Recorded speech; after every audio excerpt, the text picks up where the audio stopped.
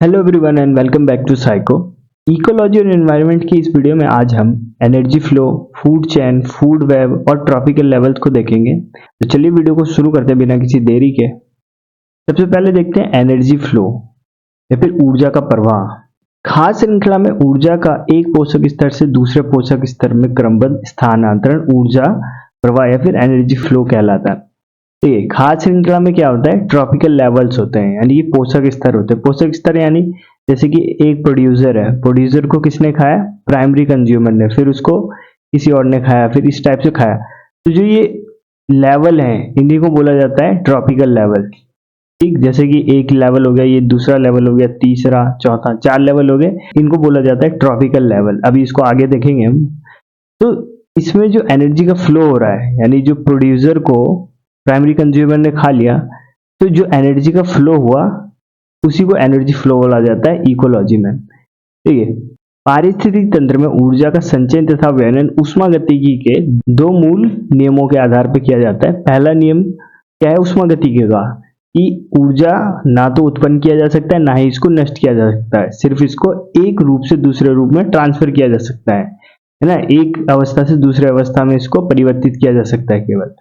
तो इसी प्रकार जो फूड चेन होती है इसमें एनर्जी का फ्लो होता है एक ट्रॉपिकल लेवल से दूसरे ट्रॉपिकल लेवल में। जैसे कि पेड़ पौधे प्रकाश संश्लेषण की क्रिया के द्वारा अपना भोजन बनाते हैं, तो प्रकाश जो ऊर्जा मिला सूर्य से उसको ये किस में कन्वर्ट कर देते हैं, रासायनिक ऊर्जा में। ओके, और यही ऊर्जा आगे स्थानांतरित या फिर रूपांतरित होती रहती है पूरे फूड चेन में। दूसरा नियम क्या कहता है ऊष्मागतिकी का, थर्मोडायनेमिक्स का, कि ऊर्जा का स्वतः स्थानांतरण तब तक नहीं होता जब तक कि ऊर्जा का पतन एवं क्षय किसी ऊर्जा के केंद्र से विखंडित ना हो। इसका मतलब क्या हुआ कि ऊर्जा के एक पोषक स्तर से दूसरे पोषक स्तर में स्थानांतरित होने में उनकी कुछ मात्रा का ह्रास होता है। अब पहले एक ट्रॉपिकल लेवल से दूसरे ट्रॉपिकल लेवल में जब एनर्जी ट्रांसफर होता है तो उसमें से कुछ पार्ट एनर्जी का लॉस हो जाता है, यही कहा गया है इस वाले लॉ में। और थर्मोडायनेमिक्स का जो लॉ है सेकंड वाला, वो भी यही कहता है कि जब एनर्जी का ट्रांसफर होता है तो उसमें कुछ मात्रा एनर्जी का लॉस हो जाता है। ओके, तो आगे देखिए, कोशिकीय श्वसन के दौरान मुक्त होने वाली ऊर्जा को एडिनोसिन ट्राइफॉस्फेट एटीपी के रूप में संग्रहित करके रख लिया जाता है, जिसका उपयोग सजीव अपनी विभिन्न जैविक क्रियाओं में करते हैं। अब हमने जो भोजन प्राप्त किया या जिससे भी हमको एनर्जी मिली, तो वो जो हमारे सेल्स में जो एनर्जी जाती है वो किसके रूप में जाती है, एटीपी के रूप में जाती है, एटीपी के रूप में स्टोर हो जाती है। फिर इसी एटीपी जो एनर्जी इसका हम यूज करते हैं अपनी डेली के जो भी वर्क है उसको करने में। ये सभी करते हैं, पेड़ पौधे भी करते हैं और जितने भी जीव जंतु होते हैं सब ऐसे ही करते हैं। ऊर्जा प्रवाह का चक्रण एवं पुनर्चक्रण नहीं होता तथा आहार श्रृंखला में जीव उत्पादक स्तर से जितना निकट हो उसे उतनी अधिक ऊर्जा उपलब्ध होगी।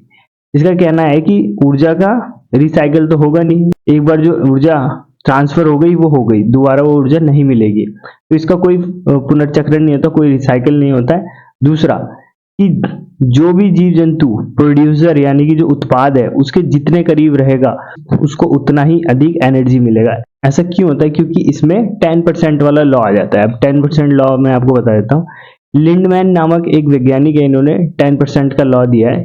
इनके अनुसार 10% के लॉ के अनुसार क्या है कि उत्पाद या फिर जिसको हम बोल रहे हैं पेड़ पौधे से अंतिम उपभोक्ता तक खाद्य श्रृंखला में प्रत्येक स्तर पर पिछले स्तर की उपलब्ध ऊर्जा का 10% भाग ही स्थानांतरित हो पाता है और शेष ऊर्जा का क्या हो जाता है, लॉस हो जाता है थर्मोडायनेमिक्स के सेकंड लॉ से। यानी मान के चलते हैं कि जैसे पेड़ है, पेड़ को बकरी ने खाया, फिर बकरी को शेर ने खाया, ये जैसे मान के चलते हैं ये है, इसमें क्या है, 3 ट्रॉपिकल लेवल है, पहला, दूसरा, तीसरा। अब पेड़ के पास मान के चलिए 100 एनर्जी है जो इसने किससे बनाया, तो सूर्य की प्रकाश की उपस्थिति में अपना भोजन बनाया प्रकाश संश्लेषण के द्वारा, तो इसके पास मान के चलिए 100 जूल एनर्जी आ गया। अब बकरी के पास कितना जाएगा, तो केवल इसका 10% जाएगा, यानी कि 10 जूल जाएगा। और फिर बकरी से शेर के पास कितना जाएगा, 10% इसका जाएगा, यानी कि 1 जाएगा, 1 जूल जाएगा। तो इस प्रकार से एनर्जी का ट्रांसफर होता है और यही है 10% का नियम या फिर 10% लॉ। ओके, तो यही बोला गया कि जो पेड़ पौधे के जितने करीब होगा उसको उतनी अधिक एनर्जी मिलेगी। जैसे बकरी है ना इसके करीब फूड चेन में, इसको ज्यादा एनर्जी मिल रही है शेर से। ठीक, तो ये था एनर्जी फ्लो। अब आगे देखते हैं, अब नेक्स्ट टॉपिक है हमारा ट्रॉफिक लेवल यानी कि पोषक स्तर। ये मैंने आपको ऑलरेडी बता दिया। आहार श्रृंखला यानी कि फूड चेन के उस बिंदु को जहां पर आहार ऊर्जा का एक वर्ग के जीवों से दूसरे वर्ग के जीवों में स्थानांतरित होता है, उसे पोषक स्तर कहते हैं। ठीक है, आहार श्रृंखला में 4 से 5 पोषक स्तर हो सकते हैं मैक्सिमम। 4 से 5 जो फूड चेन होती है उसमें मैक्सिमम, अगर ये क्वेश्चन पूछा जाए कितना हो सकता है, 4 से 5 होता है। ठीक है, जनरली 4 होता है, मैक्स टू मैक्स 5 जा सकता है। 4 कौन कौन से होते हैं, तो पहला तो हो गया उत्पाद जो ऑटोट्रॉफ होते हैं, स्वपोषी जो पेड़ पौधे हो गए। दूसरा प्राइमरी कंज्यूमर, ये क्या होंगे, शाकाहारी होंगे। ठीक है, हर्बीवोरस होंगे, हर्बीवोरस। ठीक, फिर जो तीसरे होते हैं जो हमारे द्वितीय उपभोक्ता होते हैं, ये क्या होंगे, मांसाहारी होंगे, कार्निवोरस होंगे, कार्निवोरस। और जो टॉप पे जो रहते हैं वो होते हैं हमारे सुपर कार्निवोरस, ये भी क्या होते हैं, हमारे उच्च मांसाहारी होते हैं। तो ये होते हैं हमारे 4 प्रकार के ट्रॉपिक लेवल। ओके, 4 से 5 प्रकार के हो सकते हैं फूड चेन में। ओके, अब आगे देखिए, पोषक स्तर की अन्योन्य क्रियाओं को निम्नलिखित 3 अवधारणाओं में विभाजित किया गया और यही 3 अवधारणाएं मेन है इंपॉर्टेंट एग्जाम के व्यू से। पहला होता है खाद्य श्रृंखला यानी कि फूड चेन, दूसरा होता है फूड वेब यानी कि खाद्य जाल, और तीसरा होता है पारिस्थितिक पिरामिड। Okay, ecological pyramids. तो देख लेते हैं तीनों को एक एक करके। सबसे पहले देखते हैं फूड चेन। फूड चेन क्या होता है, देखिए, खाद्य श्रृंखला पारिस्थितिक तंत्र में प्रत्येक जीव पोषक स्तर के माध्यम से दूसरे जीव से संबंधित होता है। पोषक स्तर में प्रत्येक जीव किसी अन्य जीव का भोजन बनता है, बिल्कुल सही बात है। इस प्रकार एक जीव तथा दूसरे जीव को खाने वाला अनुक्रम खाद्य श्रृंखला कहलाता है। मतलब एक जीव दूसरे जीव को खा रहा है और जो चेन बन रही है उसी को बोला जाता है खाद्य श्रृंखला। ठीक है, जैसे कि पेड़ को बकरी ने खाया और बकरी को शेर ने खाया, इस प्रकार से ये क्या बन गया, एक चेन बन गया, तो इसी को बोला जाता है खाद्य श्रृंखला। यहाँ देख लेते हैं एग्जाम्पल के थ्रू। अभी देखिए, ट्रॉपिक लेवल मैंने आपको बताया 4 ट्रॉपिक लेवल होते हैं। पहले पे क्या आते हैं, प्रोड्यूसर होते हैं, जैसे कि यहाँ पे प्लांट दिखाया गया, पेड़ क्या हो गया, ये हो गया प्रथम स्तर पे हो गया। जो पहला ट्रॉपिक लेवल हो गया उस पे क्या आते हैं, जितने भी ऑटोट्रॉफ्स हो गए जो खाना अपना खुद बनाते हैं वो सब आ गए। फिर देखिए द्वितीय स्तर पे कौन से आ गए, प्राइमरी कंज्यूमर आ गए। ये क्या होंगे, हमारे हर्बीवोरस होंगे यानी कि शाकाहारी होंगे, जैसे कि खरगोश हो गया, बकरी हो गया, इन्होंने क्या किया, पेड़ को खाया, पेड़ पत्तों को खाया। फिर आते हैं हमारे तृतीय स्तर यानी थर्ड जो ट्रॉपिक लेवल होता है, उस पर आते हैं हमारे सेकेंडरी कंज्यूमर। इसमें जैसे कि खरगोश को लोमड़ी ने खा लिया, बकरी को हाइना ने खा लिया, इस प्रकार से। फिर जो लास्ट में जो सबसे टॉप पर होते हैं जिसको बोला जाता है सुपर कार्निवोरस, जैसे कि शेर, ये क्या हो गया, सुपर कार्निवोरस हो गया, ये लेवल 4 पे आ गए, ट्रॉपिक लेवल 4 पे आ गए, टॉप पे आ गए। अब इसके ऊपर एक और आ सकता है, जैसे कौन हो सकता है, बाज। शेर जैसे मर गया तो उसको कौन खा जाएगा, बाज खा जाएगा, तो ये लेवल 5 पे आ जाएगा, ट्रॉपिक लेवल 5 पे। अब देखिए फूड चेन का एग्जांपल दिया गया है यहाँ पे, जैसे घास, घास को खरगोश ने खाया, खरगोश को लोमड़ी ने, और लोमड़ी को शेर ने खाया।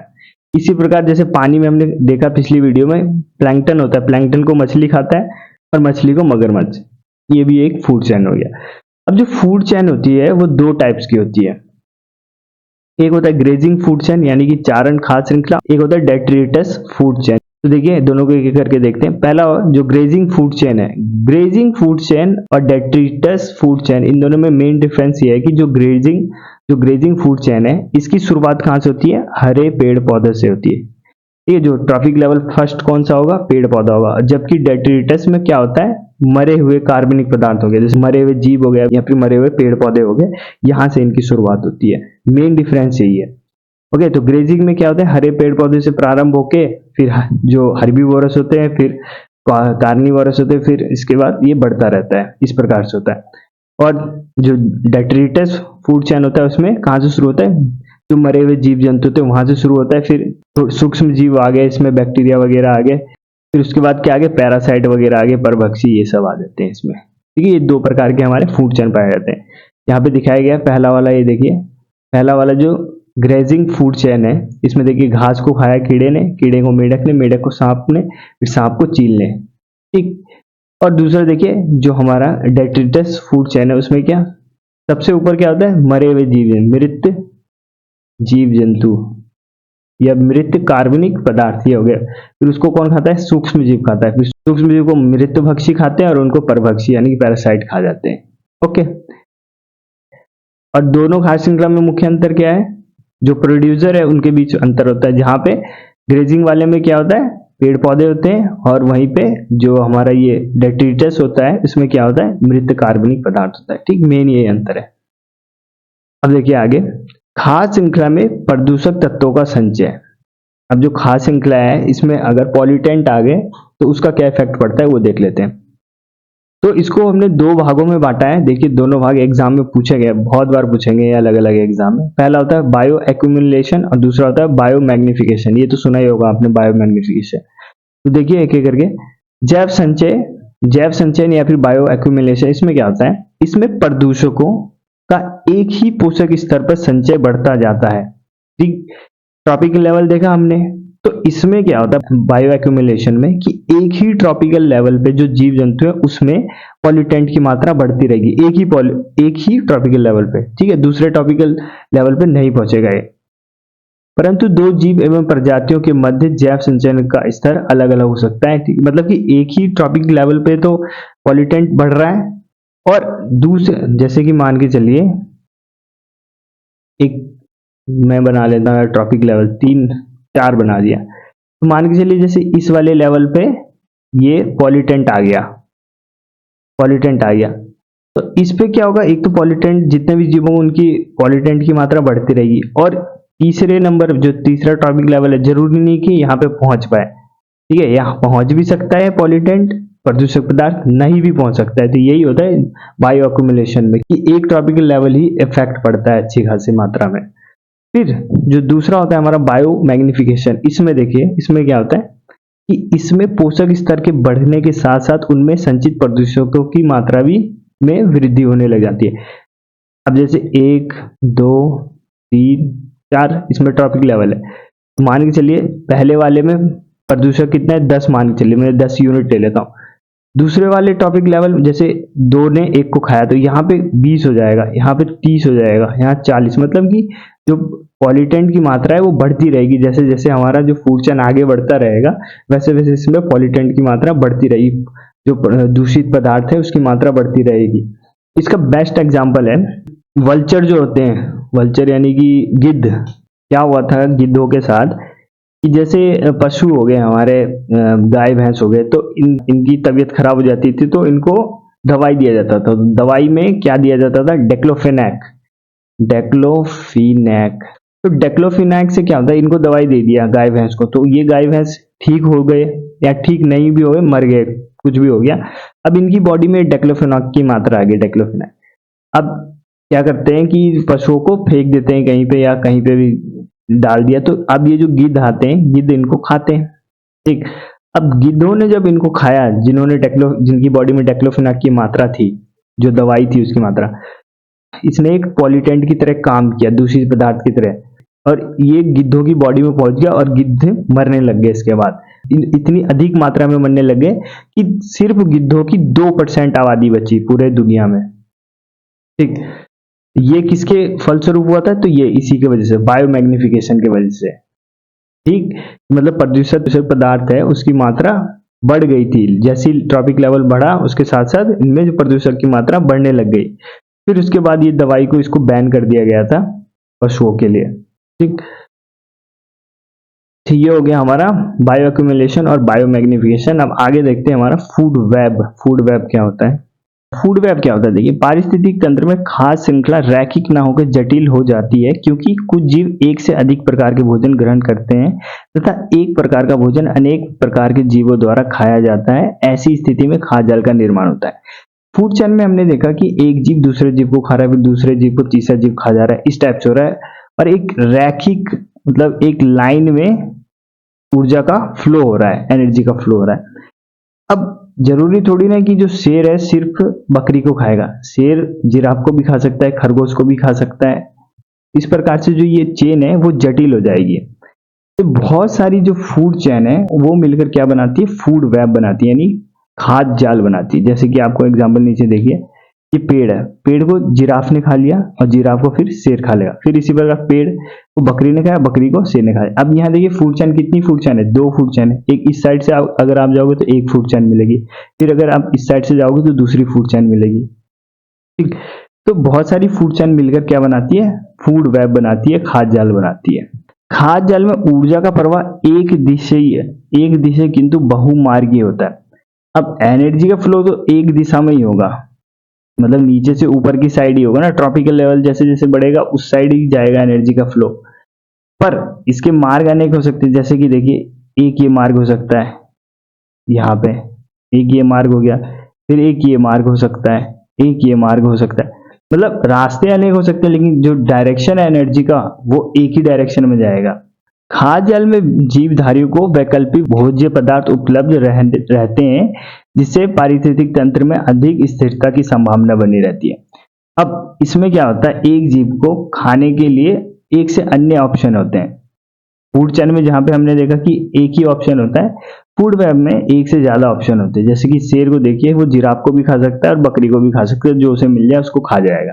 तो इससे क्या होगा, जो इकोसिस्टम है उसमें स्टेबिलिटी आएगी, है ना। अगर शेर सिर्फ बकरी बकरी को खाता रहा तो बकरी की जनसंख्या कम हो जाएगी, होगा ना। पर अगर शेर एक बार बकरी को खा रहा है, एक बार किसी और जानवर को खा रहा है, इस प्रकार से खा रहा है, तो एक स्टेबिलिटी बनी रहेगी इकोसिस्टम में। ओके, तो ये होता है हमारा फूड वेब। अब आगे चलते, बहुत ज्यादा इंपॉर्टेंट टॉपिक है इकोलॉजिकल पिरामिड, पारिस्थितिकी पिरामिड। देखिए, पारिस्थितिकी पिरामिड की संकल्पना सर्वप्रथम 1927 में चार्ल्स एल्टन ने दी थी, और चार्ल्स एल्टन ने दी थी इसलिए इसको एल्टोनियन भी बोला जाता है, एल्टोनियन पिरामिड।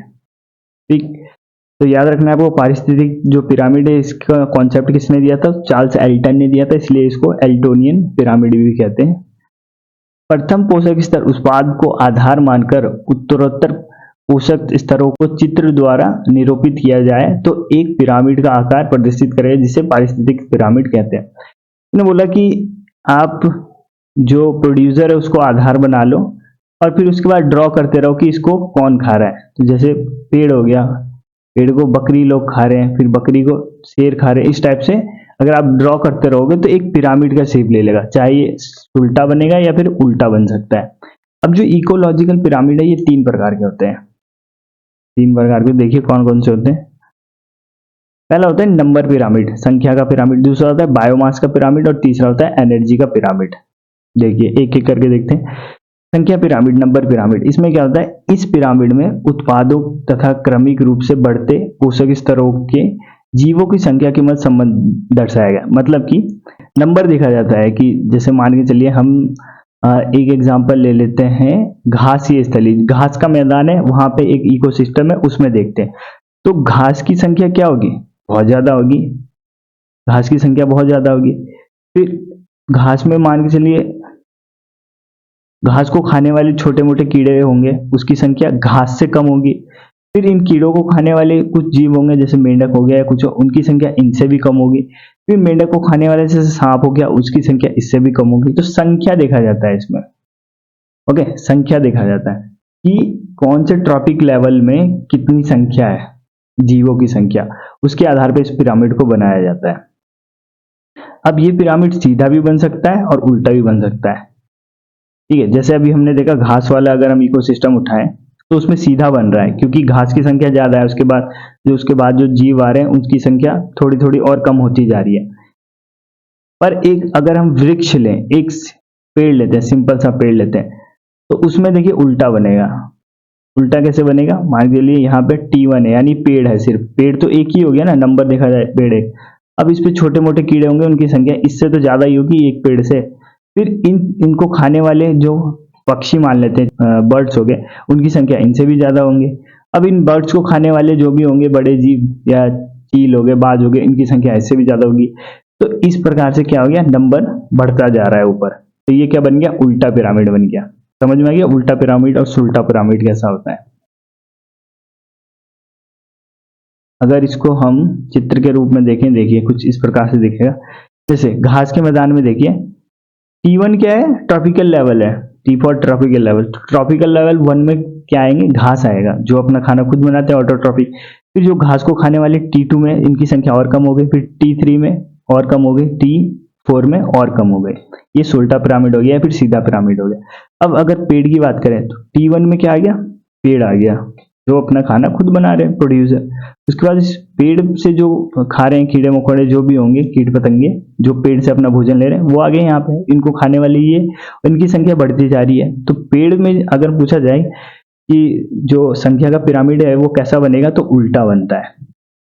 ठीक, समझ में आ गया। हम नेक्स्ट देखिए बायोमास पिरामिड देखते हैं, जैव भार पिरामिड। जैव भार यानी कि एक ट्रॉपिकल लेवल में जितने भी जीव हैं उनका भार कितना है, उसके हिसाब से हम ये पिरामिड बनाते हैं। पारिस्थितिक तंत्र में सभी पोषक स्तर पर भंडारित समस्त जीवों के सकल शुष्क भार के चित्रात्मक प्रस्तुतिकरण को जैव भार पिरामिड कहते हैं। जो मैंने आपको बोला कि एक ट्रॉपिकल लेवल ले लीजिए, उस पर जितने भी जीव हैं उनका अगर हम भार निकालें और उसको चित्रित करते जाएं तो एक पिरामिड बनेगा, उसी को बोला जाता है बायोमास का पिरामिड। अब जो बायोमास का पिरामिड होता है ये भी सीधा बन सकता है और उल्टा, दोनों हो सकते हैं। अभी दिखाता हूं मैं आपको। जैसे ये देखिए स्थलीय है, लैंड वाला देखते हैं, जमीन पे है जैसे कि T1 जनरेशन जिसमें आ जाएंगे पेड़ पौधे। अब पेड़ पौधों की संख्या, जैसे एक जंगल का ले लिया हमने ये एग्जांपल, तो जंगल में पेड़ पौधों की संख्या बहुत ज्यादा है, संख्या ज्यादा है तो उनका भार निकालेंगे हम तो भार भी ज्यादा ही आएगा, इसलिए सबसे अधिक मात्रा में, सबसे वाइड ये दिख रहा है इसलिए। फिर उसके बाद इन पेड़ को खाने वाले जो शाकाहारी जीव हो गए उनका भार इससे थोड़ा कम होगा। फिर इनको जो खाने वाले उस वाले जो ट्रॉपिकल लेवल में जितने भी जंतु आएंगे या जीव जंतु आएंगे उन सबको जब बाहर निकालेंगे तो इससे तो कम आएगा। फिर जो सबसे टॉप पे जैसे शेर हो गया, ये सब हो गए, तो इनका भार और भी कम आएगा क्योंकि इनकी संख्या भी कम बचेगी, है ना। संख्या कम बचेगी तो भार भी कम ही होगा ये। और इसका उल्टा पिरामिड देखिए, जलीय वाले में देखते हैं। जलीय वाले मैंने आपको पहले बताया, T1 में क्या आ जाएंगे, फाइटोप्लैंक्टन आ जाएंगे। फाइटोप्लैंक्टन भले नंबर में ज्यादा है लेकिन है बहुत सूक्ष्म, इतने छोटे हैं कि अगर उनका आप भार निकालोगे तो बहुत कम आएगा, तो इसलिए इनका भार बहुत कम है। फिर इनको खाते हैं जू प्लैंक्टन, इनमें भार में ज्यादा होता है। अभी हमने पढ़ा था कि जो फाइटोप्लैंक्टन से बड़े होते हैं जू प्लैंक्टन, ठीक, तो इनका भार भी ज्यादा होगा। फिर तीसरे में मछली आ जाएंगी, नॉर्मल मछलियां, तो ये भी जू प्लैंक्टन से ज्यादा इनका भार होगा। फिर सबसे ऊपर जैसे वेल आ गया, वेल तो बहुत बड़ा होता है तो उसका भार भी बहुत बड़ा होगा, इसलिए यहाँ पे जलीय जो पारिस्थितिक तंत्र है इसमें जैव भार का पिरामिड उल्टा बनता है। ठीक है, ध्यान देना है। अब आते हैं थर्ड टाइप का पिरामिड जिसको बोलते हैं ऊर्जा पिरामिड या फिर एनर्जी पिरामिड। इसकी विशेषता बस एक ही है कि ये हमेशा सदैव उल्टा बनेगा या फिर सीधा बनेगा, कभी भी ये उल्टा नहीं बनता है, हमेशा सीधा बनता है। इसी पारिस्थितिक तंत्र के विभिन्न पोषक स्तरों के जीवधारियों द्वारा प्रयोग में लाई गई ऊर्जा के संपूर्ण परिमाण मैग्नीट्यूड के चित्रात्मक प्रस्तुतिकरण को ऊर्जा पिरामिड कहते हैं। यानी एक ट्रॉपिकल लेवल में जितना भी एनर्जी मिल रहा है उसको ड्रॉ करते रहेंगे तो ये हमें एनर्जी का पिरामिड मिल जाएगा। क्योंकि प्राथमिक उत्पादकों द्वारा सर्वाधिक ऊर्जा का उपयोग किया जाता है एवं उत्तरोत्तर बढ़ते पोषक तत्वों ऊर्जा का प्रगामी ह्रास होता जाता है और उच्चतम पोषक तत्वों न्यूनतम ऊर्जा उपयोग की जाती है, इसके परिणाम स्वरूप ऊर्जा पिरामिड सदैव सीधा बनता है। सीधा क्यों बनता है, 10% का लॉ लगता है इसमें। सबसे ज्यादा एनर्जी किसके पास होता है, जैसे 100 जूल है वो किसके पास हो गया, पेड़ के पास। अब यहाँ से 10% ही जाएगा, सिर्फ 10, फिर उसके बाद 10% इसका 1, तो इस देखने में लग रहा है कि ये कैसा बनेगा, सुलटा बनेगा। ठीक है, इस टाइप से बनेगा, यानी यहाँ पे 100 रहेगा, फिर 10 रहेगा, फिर 1 रहेगा, इस प्रकार से। तो ये हमेशा ही सुलटा बनेगा, कभी भी ये उल्टा बन नहीं सकता है। ठीक है, तो ऊर्जा का पिरामिड ये हो गया। अब देखिए इनके मात्रक भी है, इतने इंपॉर्टेंट नहीं है लेकिन देख लीजिए। जैव संख्या जो नंबर का पिरामिड है उसका देखिए मात्रक क्या होता है, यूनिट क्या होता है, तो इंडिविजुअल बाय एरिया होता है। इंडिविजुअल यानी कि ट्रॉपिकल लेवल में कितने जीव हैं उसका नंबर बटे एरिया, जितना भी एरिया है। दूसरा है जैव भार, बायोमास का देखिए उसका क्या होता है, मास बाय एरिया होता है, मास आ गया ऊपर। फिर थर्ड है हमारा ऊर्जा का पिरामिड का मात्रक क्या होता है, kilo joule per hectare per year. Okay, ये होता है हमारा ऊर्जा का पिरामिड का यूनिट। ठीक, तो आपको इकोलॉजिकल पिरामिड समझ में आ गए होंगे तीनों टाइप के। देखिए नंबर वाला सीधा और उल्टा दोनों बनता है, बायोमास वाला सीधा और उल्टा दोनों बनता है, एनर्जी वाला सिर्फ सीधा बनता है। ठीक, ओके, तो इस वीडियो को मैं यहीं पे खत्म कर रहा हूं। आगे की जो वीडियो आएगी उसमें हम न्यूट्रिएंट साइकिल देखेंगे। न्यूट्रिएंट साइकिल आपके सिलेबस में दिया गया है, water cycle, CO2 cycle, nitrogen cycle, ये सब बहुत सारी साइकिल से दिए गए हैं, तो इन सबको आगे की वीडियो में हम कवर करेंगे। और मैं कोशिश करूंगा जल्दी से आपका जो इन्वायरमेंट इकोलॉजी का जो जितने भी टॉपिक रिमेनिंग बच गए हैं उनको मैं जल्दी से जल्दी खत्म कर दूँ। ओके, तो कमेंट के माध्यम से आप जरूर बताएं आपको वीडियो कैसी लगी। अगर आपने इस वीडियो से कुछ सीखा तो वीडियो को लाइक करें। मिलते हैं नेक्स्ट वीडियो में। जय हिंद।